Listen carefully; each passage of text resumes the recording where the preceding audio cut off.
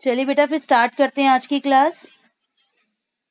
मैंने आपको last class में इनडिफरेंस कर्व की दो प्रॉपर्टीज करवाई थी, है ना।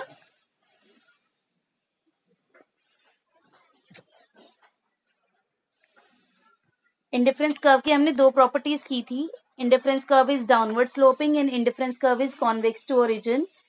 डाउनवर्ड स्लोपिंग का हमने रीजन किया था कि हम जब एक गुड का कंजम्पशन बढ़ाते हैं तो हमें उसके लिए दूसरे गुड का कंजम्पशन घटाना पड़ता है, इसीलिए इंडिफरेंस कर्व जो है वो डाउनवर्ड स्लोपिंग होता है, राइट।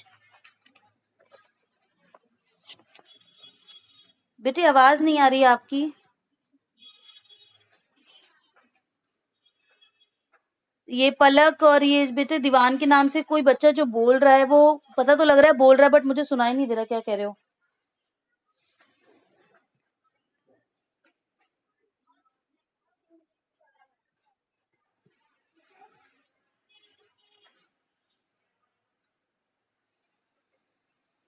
क्या कह रहे हो बेटा।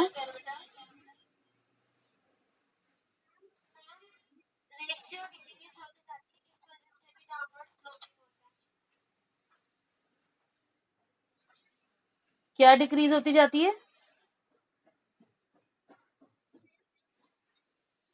रेशो, वो कॉन्वेक्स का रीजन होता है बेटा।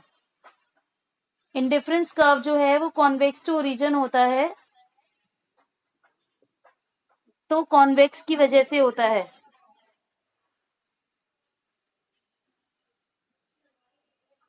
जो आप रेशो वाला पॉइंट कह रहे हो वो कॉन्वेक्स के अंदर होता है कि एमआरएस हमारा डिक्रीजिंग करता है। MRS delta Y by delta X होता है,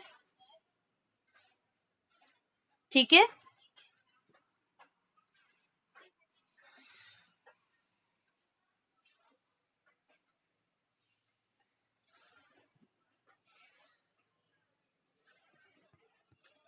ओके, नाउ थर्ड पॉइंट करेंगे हम।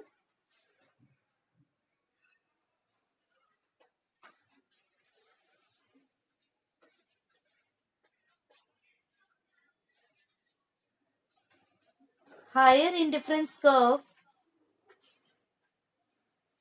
Gives more satisfaction. देखेंगे ध्यान से। जैसे मान लीजिए यहाँ पे एक्स एक्सिस पे हमारा गुड एक्स है 0, यहाँ पर गुड वाई है और ये इंडिफरेंस कर्व 1 है। मैंने आपको क्या बताया था कि इंडिफरेंस कर्व जो होता है, इंडिफरेंस कर्व दो गुड्स के कॉम्बिनेशंस को प्रेजेंट करता है जो हम खरीदना चाहते हैं। इस बात का ध्यान रखिएगा बेटा, इंडिफरेंस कर्व में प्रेफरेंस की बात आती है। हमने एक्चुअली कितना खरीदा वो नहीं आता, इसमें मैटर करता हमारी प्रेफरेंस क्या है, वो मैटर करती है। बात समझ में आई।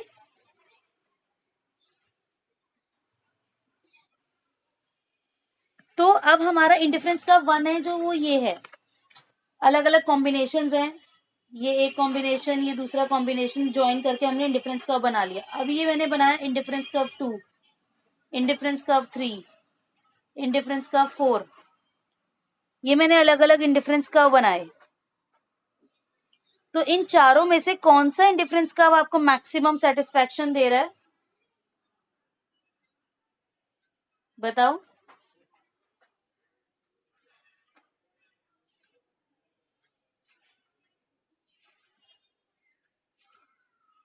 बताइए बेटा।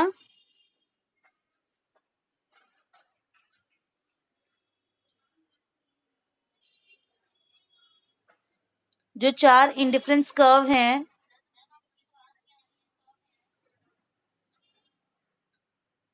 इन चारों में से कौन सा इंडिफरेंस कर्व आपको सबसे ज्यादा सेटिस्फैक्शन दे रहा है।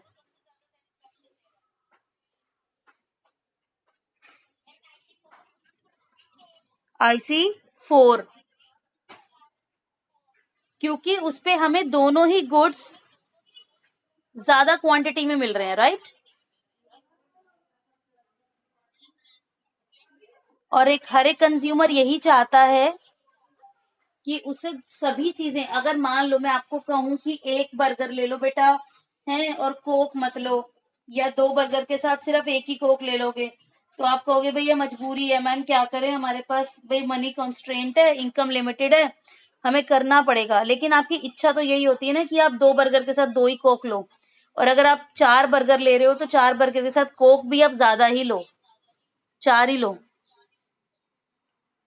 तो हमारी इच्छा तो ये होती है कि हम दोनों के दोनों चीजें ज्यादा से ज्यादा लें, लेकिन हमारा इनकम जो कंस्ट्रेंट होता है, हमारी जो लिमिटेड इनकम है, ये हमें बाउंड कर देती है कि अगर हमें एक चीज का कंजम्पशन बढ़ाना है तो हमें दूसरी का कंजम्पशन घटाना पड़ेगा।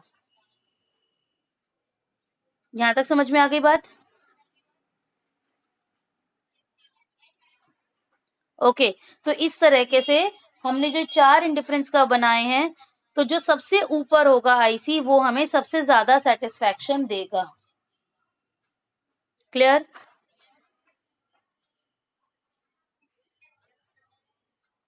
ओके, नेक्स्ट आइडेंट प्रॉपर्टी पर आते हैं।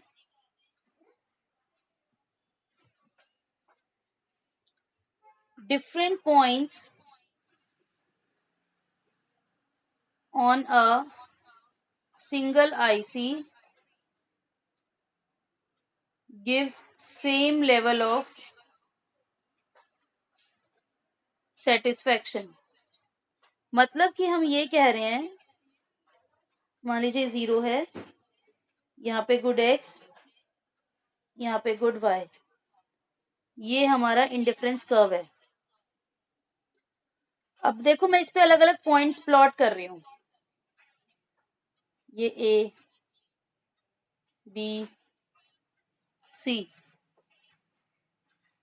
a पॉइंट जब मैं चूज कर रही थी तो मुझे इतना y मिल रहा था और इतना x मिल रहा था, राइट?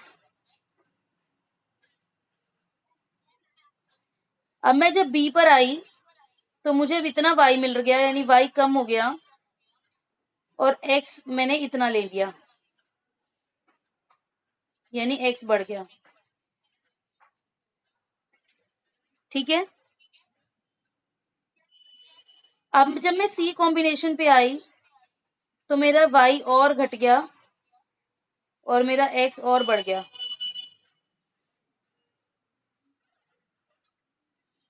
अभी जो पॉइंट्स हैं ए बी और सी, ये तीनों के तीनों आपको सेम सेटिस्फैक्शन दे रहे हैं। कोई बच्चा बताएगा क्यों?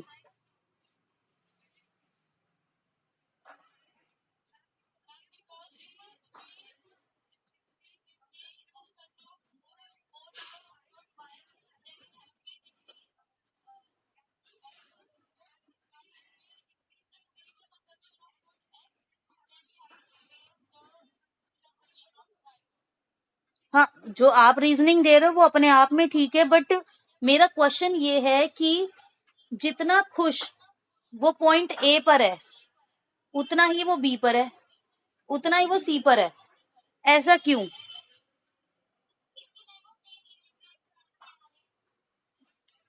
तो वही तो रीजनिंग देनी है कि सेम इंडिफरेंस कर्व पे आ रहे हैं, ये तो हमारी प्रॉपर्टी है। ये सेम इंडिफरेंस कर्व पे आएंगे तो सेम सेटिस्फैक्शन देंगे, लेकिन क्यों?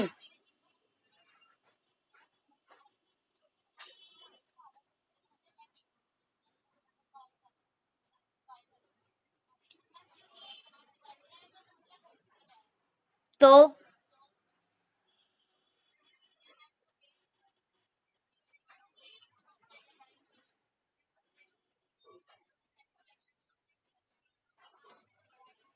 मैं वही तो पूछ रही हूँ कि एक का बढ़ा रहे हैं, दूसरे का घटा रहे हैं।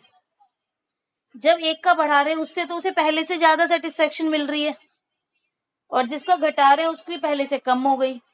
तो हम सेम सेटिस्फेक्शन क्यों कह रहे हैं? हम ये क्यों कह रहे हैं कि पॉइंट ए पे वो जितना खुश है उतना ही बी पर है और उतना ही सी पर? ऐसा क्यों कह रहे हैं?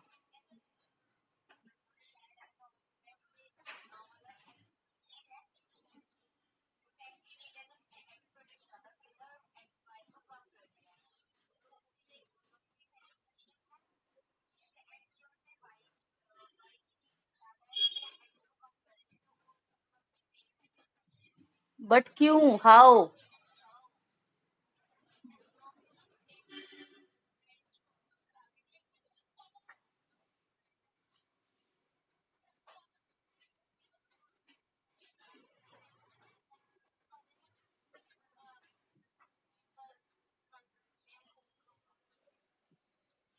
हाँ हाँ ठीक बोल रहे हो।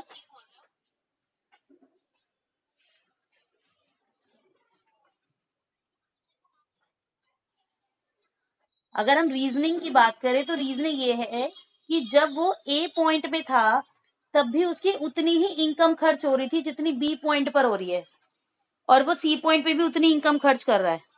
तो जब उसके जेब से same amount of money spend हो रही है, then how it will affect the satisfaction? He will get the same level of satisfaction at each point. समझ आई? भाई जब वो एक कोक और 4 बर्गर ले रहा था तब भी उसके 100 रुपए जा रहे थे। उसने 2 कोक 2 बर्गर लिए तब भी उसके 100 रुपए जा रहे हैं। उसने 4 कोक और 1 बर्गर लिया तब भी उसके 100 रुपए जा रहे हैं। तो जब हर लेवल पे उसके 100 रुपए ही जाने हैं तो उसको सेम लेवल ऑफ सेटिस्फेक्शन ही तो मिलेगी। बात समझ में आ गई?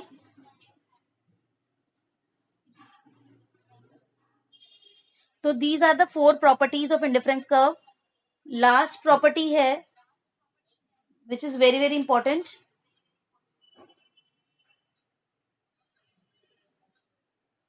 that is two indifference curves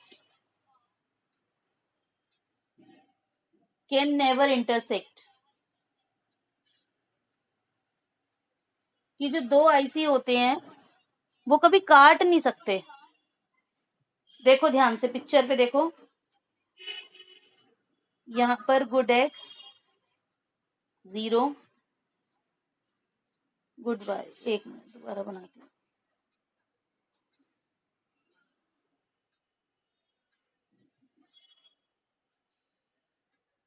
zero, good x,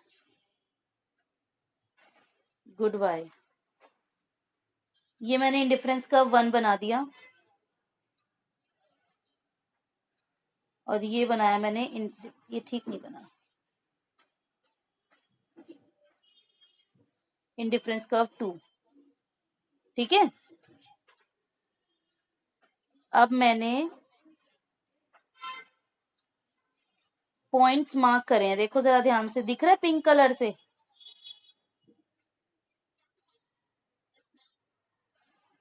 okay, अब मुझे बताइए IC1 पे कौन से 2 पॉइंट्स हैं?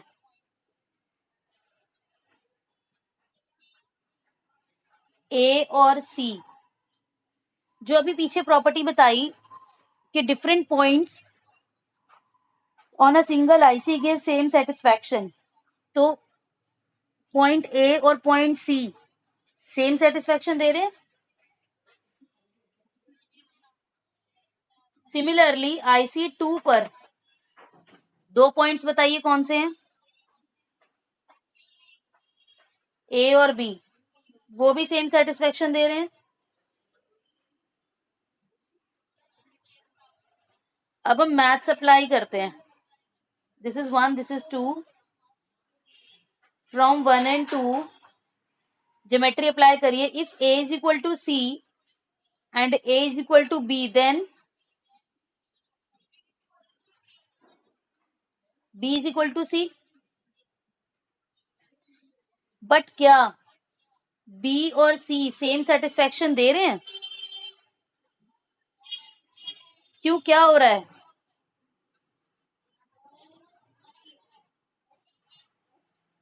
कौन ज्यादा दे रहा है?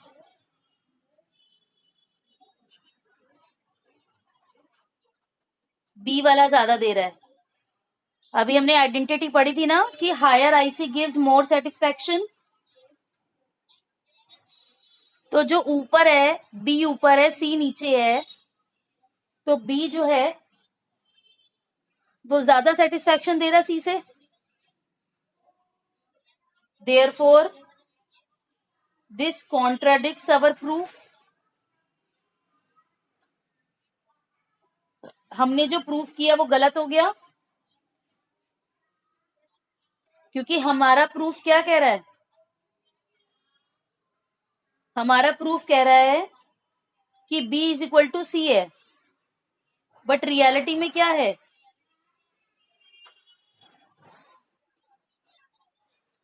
बी ज्यादा है सी से। इसीलिए ये जो पूरा प्रोसेस हमने किया, हमने ये मान के किया था कि वो काट सकते हैं। ये काटा, हमने काटता हुआ दिखाया है ना, तो हमने ये कहते काट सकते हैं, तो हमारा जो सारा प्रूफ था वो गलत हो गया। देयरफॉर हम ये कहेंगे therefore two ICs can never intersect, कि दो आईसी एक दूसरे को कभी नहीं काट सकते। बात समझ में आ गई? तो ये जो फिफ्थ प्रॉपर्टी है ये बहुत ही इंपॉर्टेंट है, इसे अपनी क्लास वर्क कॉपी में लिख भी लेना कि ये बहुत इंपॉर्टेंट प्रॉपर्टी है। ठीक है, okay, that was the basics of indifference curve. अब नेक्स्ट टॉपिक है आपका बजट लाइन। समझेंगे ध्यान से, बहुत सिंपल है। पहले एक एग्जाम्पल बताती हूँ, फिर बजट लाइन का मीनिंग बताऊंगी। हमने एक एग्जाम्पल लिया था जिसमें कंज्यूमर के पास 100 रुपए थे। वाई का मतलब क्या है?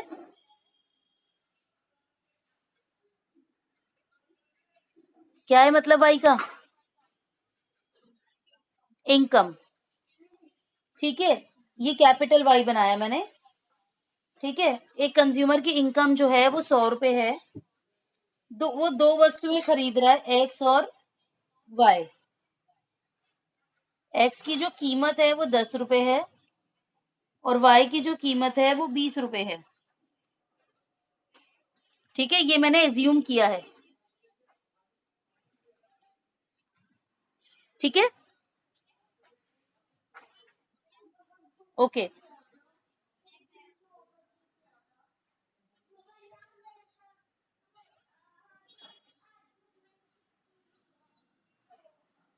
Good X good Y. अगर आप अपना पूरा का पूरा 100 रुपया एक्स वस्तु को खरीदने में लगा देते हो, तो एक्स कितना मिलेगा आपको? 10। और जब आपको एक्स 10 मिलेगा उस सिचुएशन में वाई कितना मिलेगा? 0। X 10 Y 0। ग्राफ बनाना आता है? कहां बनेगा ये पॉइंट एक्स 10 वाई 0?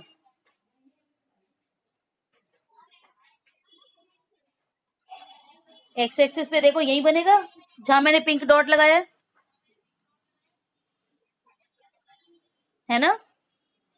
अगर मैं इसे 5 लिखूं, इसे 10 लिखूं, तो यहीं पर है।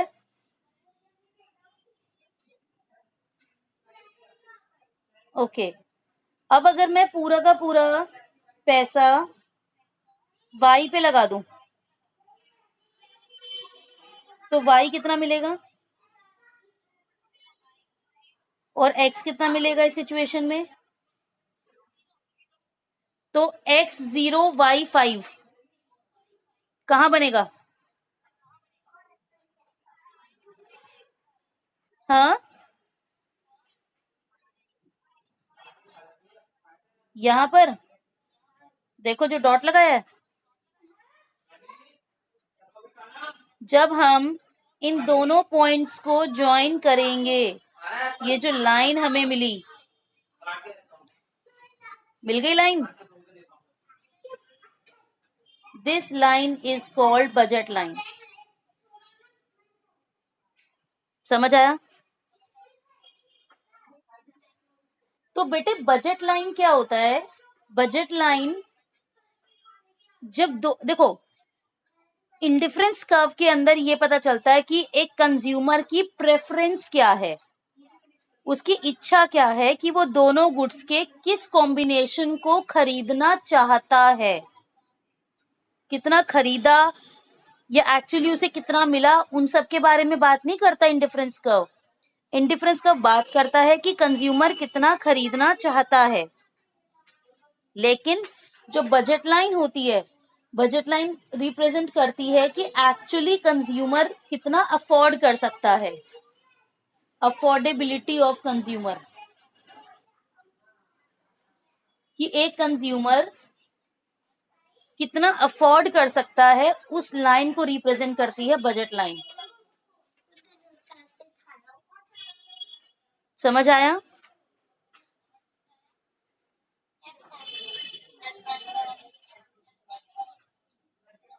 ठीक है।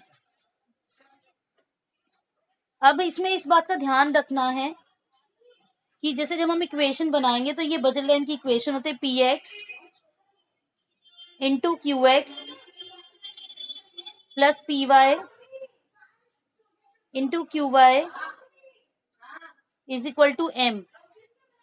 एम का मतलब मनी इनकम से है, एम मतलब मनी इनकम। ठीक है, बात समझ में आ रही है?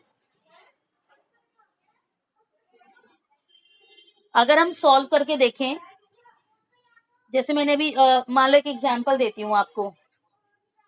मैंने कहा एक्स का जो प्राइस है वो 4 रुपीज है, वाई का प्राइस 2 रुपीज है, और जो मनी इनकम है वो 20 रुपीज है। ठीक है, आपको बजट लाइन का शेड्यूल बनाना है। बनाइए शेड्यूल।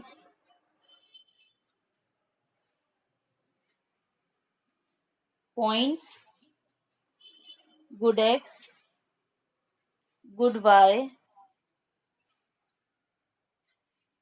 मनी स्पेंट, या आप इसे इनकम भी लिख सकते हो। चलिए एज्यूम करिए, इस वाली इक्वेशन में पुट करिए। मैं दूसरे पेन से लिखती हूँ, देखो साइड में लिख रही हूँ, स्पेस नहीं बचा। इक्वेशन में पुट करेंगे तो 4 into Q X plus 2 into Q Y is equals to 20। ये लाइन बनी हमारी, ये इक्वेशन बनी है।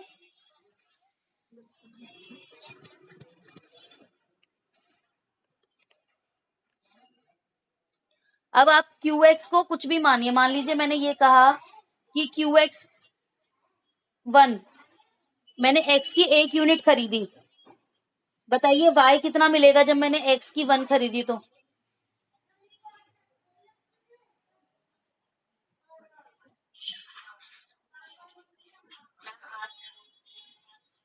Very good.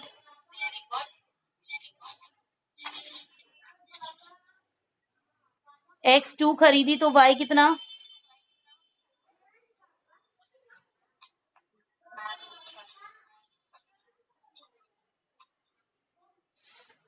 जब मैंने एक्स 3 खरीदा तो वाई कितना?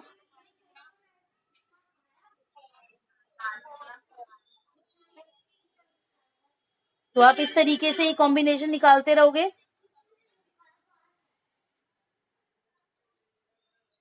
निकाल सकते हो।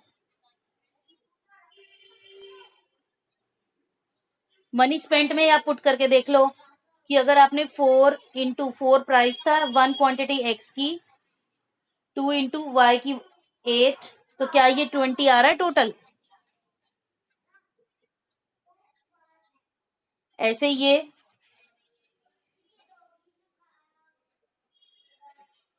4 into 2 plus 2 into 6, 4 into 3 plus 2 into 4।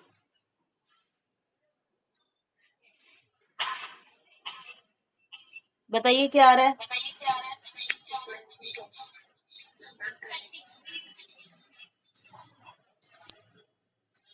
सब पे 20 आ रहा है।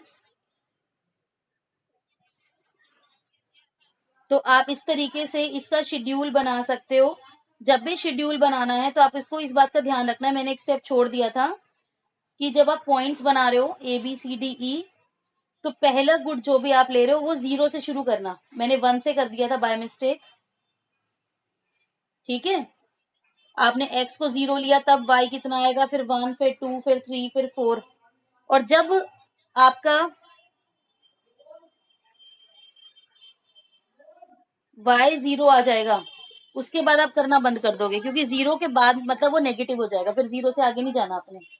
जब एक बार एक गुड 0 आ जाए और दूसरा गुड 0 आ जाए, उसके बाद आपने टेबल क्लोज कर देनी है। ओके।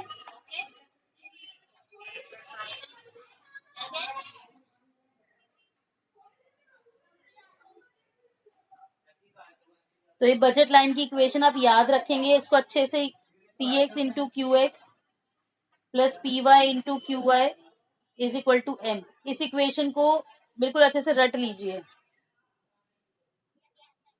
ठीक है। ये किसकी इक्वेशन मैंने आपको लिखवाई है? Budget line. अच्छा एक चीज और सुनेंगे, जब मैं इस इक्वेशन में इज इक्वल टू की जगह less than is equal to का साइन लगा दूं, तो इसे हम बजट लाइन नहीं, इसे हम बजट सेट कहेंगे।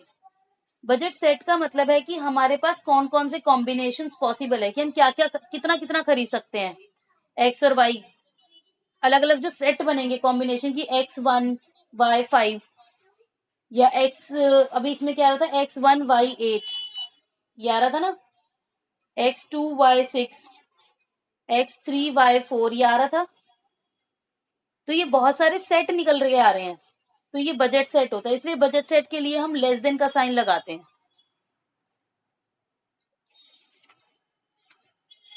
ठीक है। कोई दिक्कत यहां तक?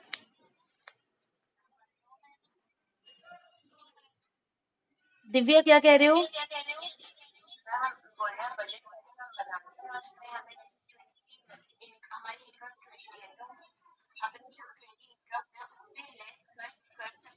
हाँ, हमारी जितनी हमारी जितनी भी इनकम है ना, हम उनसे कम, हम उससे ज्यादा कैसे खर्च करेंगे? हमारे पास ये लेस देन का साइन यही रिप्रेजेंट करता है कि आपके पास जितना पैसा है, आप या तो वो सारा का सारा खर्च कर दो या उससे कम खर्च करो। समझ में आ गई बात? ओके। अच्छा मुझे कौन बताएगा स्लोप ऑफ इंडिफरेंस कर्व क्या होता है?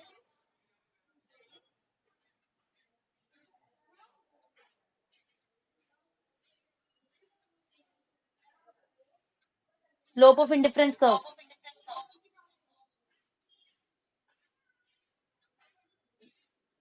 ऐसा कोई वर्ड पढ़ाया था?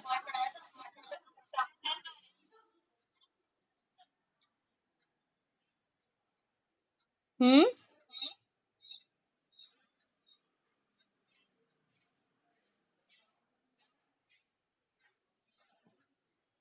बेटा एमआरएस पढ़ाया था ना? तो एमआरएस को इंडिफरेंस कर्व का स्लोप कहते हैं, उसका ढलान। एमआरएस की वजह से ही वो कॉन्वेक्स शेप में था ना। इसी तरीके से जो हमारी बजट लाइन होती है,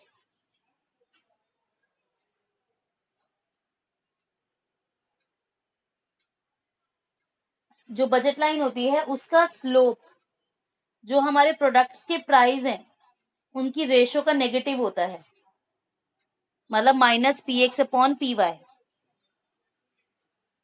ठीक है। जैसे अभी मेरे पास एक इक्वेशन थी, 4 × QX plus 2 × QY is equal to 20, ये एग्जाम्पल है। ये मेरे पास बजट लाइन की इक्वेशन थी। आपको पता है ये 4 क्या है? 4 क्या है बताइए? Price of x. 2 क्या है? Price of Y. तो इस क्वेश्चन के अंदर स्लोप ऑफ बजट लाइन क्या हो गया?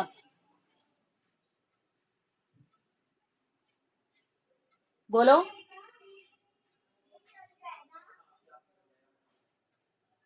बोलो। पुट करो ना इस मामले में।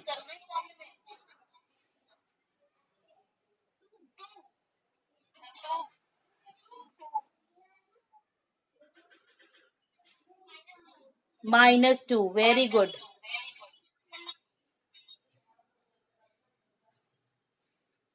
ठीक है,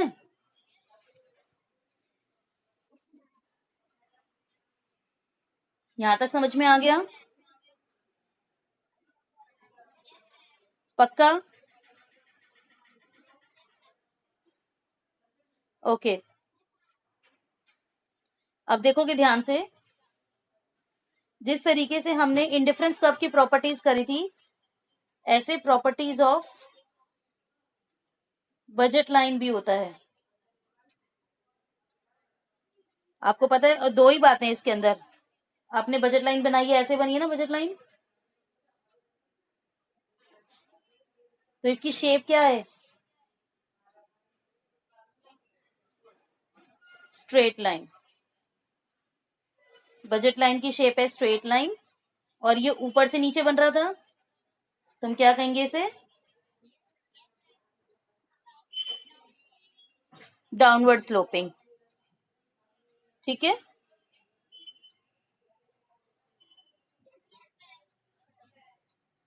जब हमने बजट लाइन बनाई, बेटा थोड़ा जल्दी जल्दी तो नहीं करा रही? जब हमने बजट लाइन बनाई तो हमने किन दो चीजों को बेसिक मानकर हमने बजट लाइन ड्रॉ करी थी? कौन सी दो चीजें थी जो हमारे लिए सबसे ज्यादा इंपॉर्टेंट है, जिसके जरिए हम बजट लाइन बना पाते हैं? प्राइस और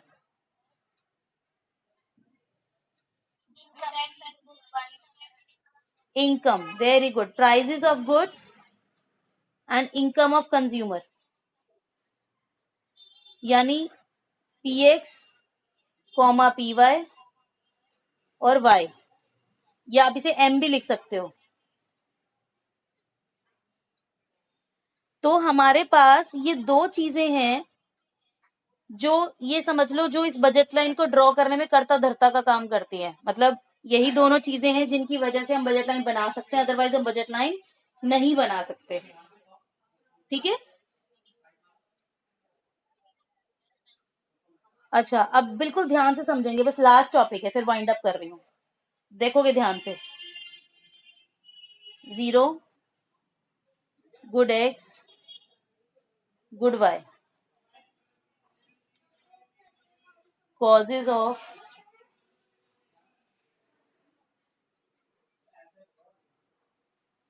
change in budget line. Next topic है आपका, next heading, change in budget line. मान लीजिए कंज्यूमर की जो इनकम है वो इंक्रीज हो गई है। देखो ध्यान से प्लीज बेटा, ये आपकी पहली बजट लाइन है, इसका मैंने नाम दे दिया A1 B1। This is your budget line 1।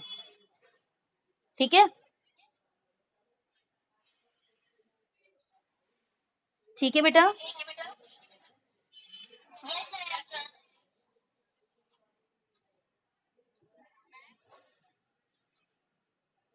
हाँ जी बेटा।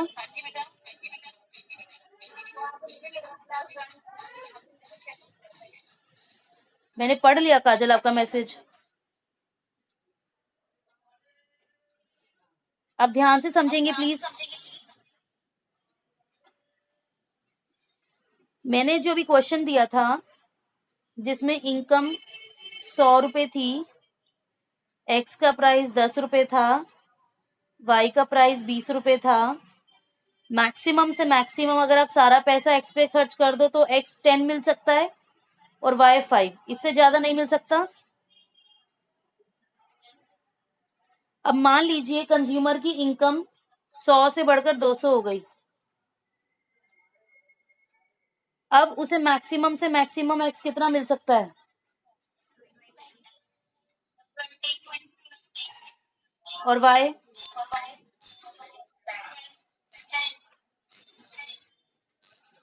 अब मैं इसको प्लॉट करूं, जैसे यहां पर 10 आया था ना B1 की जगह पर, तो आगे चला जाएगा 20, और A1 की जगह पर 10 5 था, ऊपर 10 चला गया, तो हमारी न्यू बजट लाइन जो है कुछ ऐसी बनेगी।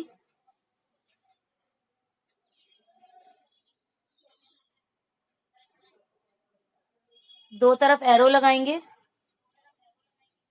This is A2 B2, this is budget line 2।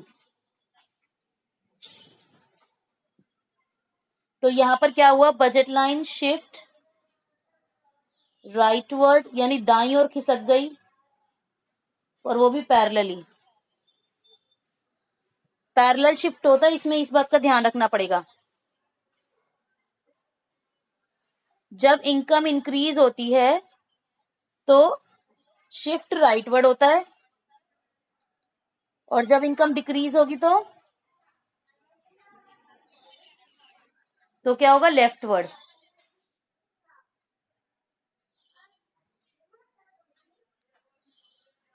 ये मैंने एक और बना दी, A3 B3। अगर डिक्रीज होगा तो लेफ्टवर्ड।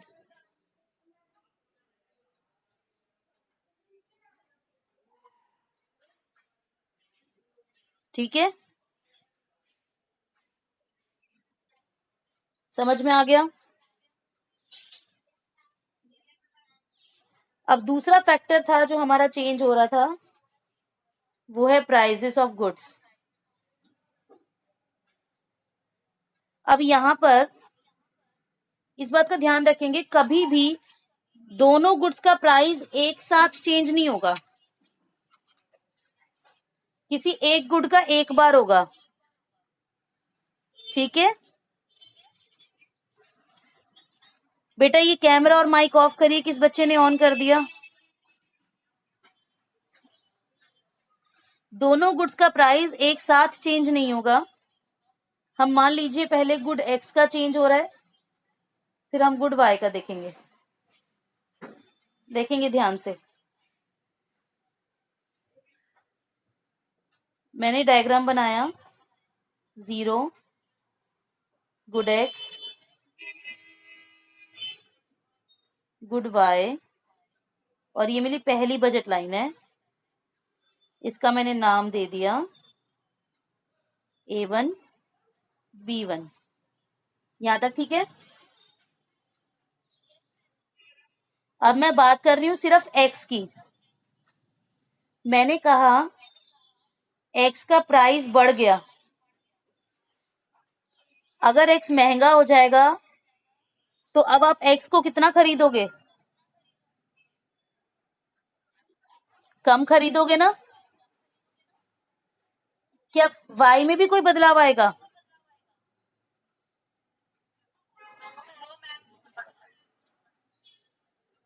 यानी जब एक्स का प्राइस बढ़ा तो सिर्फ एक्स की ही डिमांड कम होगी, वाई पे कोई इफेक्ट नहीं पड़ेगा।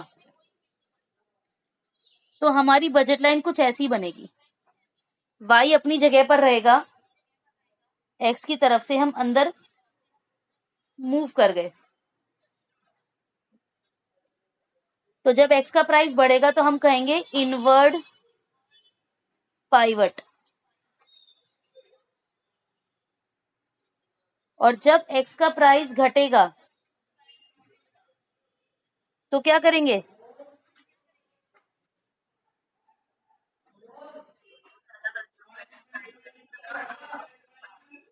हम एक्स को ज्यादा खरीदेंगे। ये थोड़ा स्ट्रेट लाइन बनेगा, ये एक्स को हम ज्यादा करेंगे, वाई उतना ही रहेगा, हम इसे कहेंगे आउटवर्ड, सॉरी, हाँ, आउटवर्ड पाइवट। ठीक है, सिमिलरली आपको गुड वाई का बनाना है, ये आपका इंडिफरेंस, ये सॉरी बजट लाइन हो गया। वाई का प्राइस बढ़ेगा तो आप वाई को कम कर दोगे, वाई का प्राइस घटेगा तो आप वाई को ही आप ज्यादा कर दोगे। तो हम इसमें कहेंगे डाउनवर्ड पाइवट और अपवर्ड पाइवट। बात समझ में आ गई?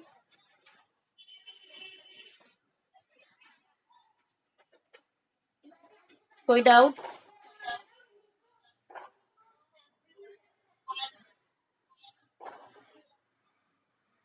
अब आपका ये चैप्टर का सिर्फ एक लास्ट टॉपिक रह गया, जो हमारा मेन कंक्लूजन चैप्टर है, कि हमने हमारा ये कॉन्सेप्ट हम क्यों पढ़ रहे थे, हमें क्या कैलकुलेट करना था?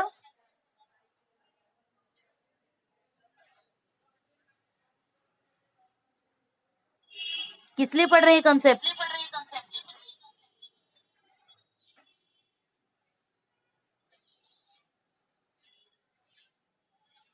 बोलो।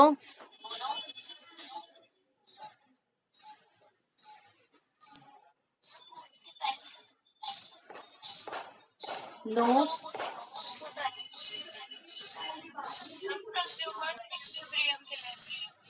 वेरी गुड पलक। हम ये जो कॉन्सेप्ट है इंडिफरेंस कर्व बजट लाइन इसलिए पढ़ रहे थे क्योंकि हमें कंज्यूमर इक्विलिब्रियम कैलकुलेट करना है। ठीक है, तो कंज्यूमर इक्विलिब्रियम पर हम कैसे पहुंचेंगे वो हम नेक्स्ट क्लास में करेंगे। आज हमने अपना ये बाकी बेसिक कॉन्सेप्ट जो था वो सारा कंप्लीट कर लिया कि इंडिफरेंस कर्व क्या होता है और बजट लाइन क्या होता है और वो कैसे कैसे मूव करते हैं। ठीक है, चलिए अटेंडेंस दे दीजिए सब बच्चे। काजल अटेंडेंस लगा लो। और ये तोमर के नाम से कौन बच्चा है? तोमर तोमर करके उसने ज्वाइन किया।